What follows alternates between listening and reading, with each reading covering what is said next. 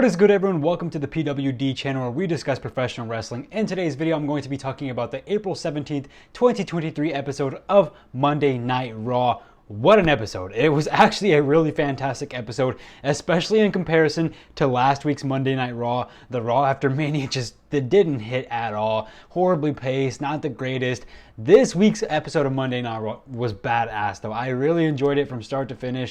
It was fun. There was a lot of fun, but what I want to talk about the most on this review is the faction warfare that's kind of going on right now, because we kind of have like 4 different factions involved in different feuds at the moment, and it is hectic. We have LWO, we have the Bloodline, we have we have the tag team championships included with Matt Riddle, so Kevin Owens, Sami Zayn, and Matt Riddle in their own little faction as well, and then we have Judgment Day, and they're all 4 involved in one single storyline at the moment, and it is hectic. It all developed in today's episode of Raw. Let's just get started off immediately talking about what happened. So immediately the show kicked off with the Usos cutting a promo, or the Bloodline. It was everyone excluding Roman Reigns of the Bloodline out there cutting a promo.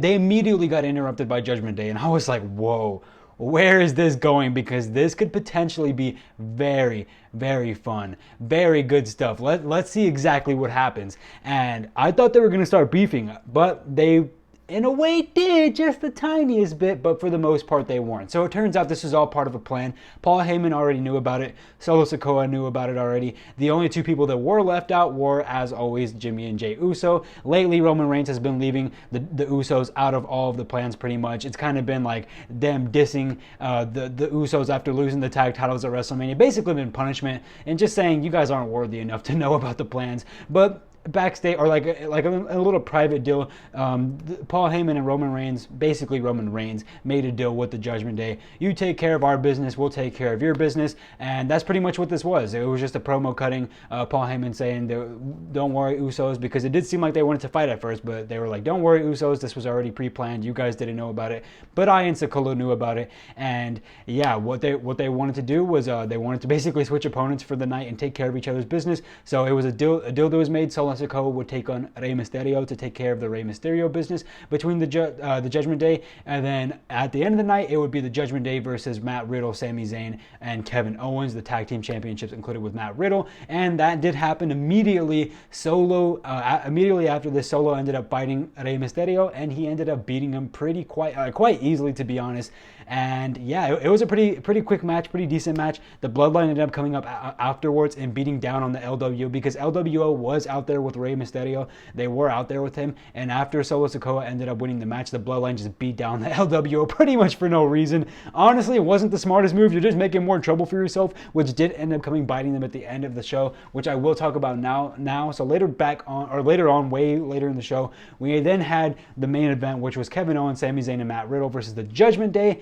This was a great main event, a really, really fun main event. I thoroughly enjoyed this match from start to finish. It was a good match overall. I really enjoyed it. And something that I want to go back to the first segment, something I want to go back to the beginning of the show that I really enjoyed, that I forgot to mention, was whenever they were talking, or whenever they first entered the ring. Sorry, I'm getting close to the camera. I'm trying to scroll so I can read my notes. Let me move my mouse closer though. But okay, so whenever the Judgment Day and the Bloodline were talking together, Rhea Ripley and Solo Sikoa were having a very deep stare off, and it got to the point where we thought that there was going to be some beef and some tension. There was definitely a lot of tension.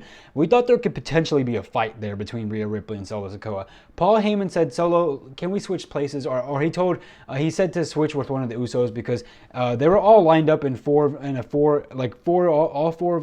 Bloodline, and then all 4 of the Judgment Day were all facing each other, of course, one by one on each side. And Paul Heyman said to switch because he's noticed a tension. So they switched. The Usos and Solo Sikoa switched, and then Rhea Ripley and Finn Balor switched so that Rhea Ripley and Solo Sikoa could still have a stare off, and it was really intense. I don't know if they're ever going to do anything with this going forward, but Paul Heyman, once he noticed the tension again, he was like, do we have a problem here?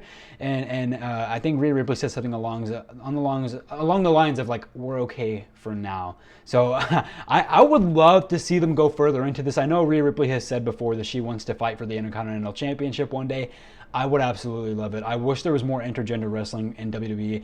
Not every other professional wrestling company has it, but a lot of them do, and it can be taken serious. I don't understand why it doesn't happen more often, but it needs to happen more often. But yeah, I am watching the LA Knights versus Edmonton Oilers game. LA Knights just won right now. That's crazy. But Kevin Owens, Sami Zayn, and Matt Riddle versus the Judgment Day in the main event. Again, a great, fantastic match. Riddle ended up getting the win with the floating bro. It was a fun match overall. You should really go check it out if you haven't already. Very fun stuff. The Bloodline ended up jumping the winners of the match. So Kevin Owens, Sami Zayn, and Matt Riddle then ended up getting jumped after the match because the Judgment Day weren't able to take care of their business, unfortunately. And Paul Heyman did say in the middle of the show too that if you guys aren't able to take care of business, you're going to be in debt to Roman. So I think we're going to see this feud. I think we're going to see this feud regardless. I think we're going to see Judgment Day versus the Bloodline at some point, which should be so much fun, to be honest. But that happened, and then they brawled for a while, and then LWO came out and beat up the Bloodline themselves too.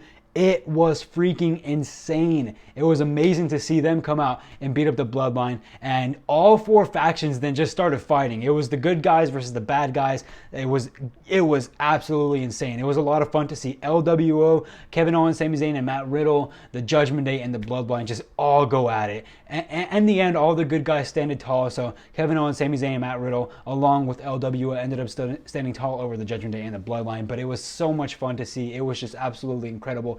Very, very fun scenario to close out the show, and it was just amazing. The brawl lasted for forever. The fans were going crazy. It was just so much fun. I can't explain how much fun it was. I really thoroughly enjoyed this main event. I enjoyed tonight's Raw overall. And just going on about Raw a little bit more, we also had the Cody segment. He called out Brock. Adam Pearce came out and said, you're not even supposed to be here, Cody. So no, Brock cannot come out, and you're not supposed to be here either. Can you just please go away? Basically is what he told Cody. Cody's like, okay, fine. You want me gone? I'll go. I'll respect you. Crowd kind of changes Cody's mind. Cody gets back in the ring with a steel chair, and he's like, I'm staying here. I want this match. Brock Lesnar then comes out. Adam Pearce is like, please leave him alone. If you leave him alone, I'll give you the match at Backlash. Cody Rhodes ignores it. Cody Rhodes beats down on several security guards, which was crazy to see. He beat up on a lot of security guards. He never ended up getting to Brock Lesnar. By the time he laid out all the security guards, Brock Lesnar ended up leaving. Cody Rhodes is pissed, but the match is made official. Brock Lesnar versus Cody at Backlash. That is going to be so much fun to review. Can't wait to see that. We also had Miz versus Seth Rollins. These two guys I've never seen have a bad match. I've seen these guys wrestle plenty of times, and every single time it's been such a fun match. And this was no different. It was just such a fun match. Thoroughly enjoyed it from start to finish. Got a "This is awesome" chant. Seth ended up winning with the stop, but again, it was a fantastic match between these two. These two have great chemistry, and they work so well together. I love every time that Matt Riddle, sorry, where did his name come from? Every time I see the Miz and the Seth in the ring together, I just love it. They're always great. Austin Theory versus Bobby Lashley. Bronson Reed ended up interrupting the match to save Theory from L. Bobby, he started beating down on Bobby from kind of continuing on that feud that started last week, or that has been going on for a little bit now, but they're going to continue that.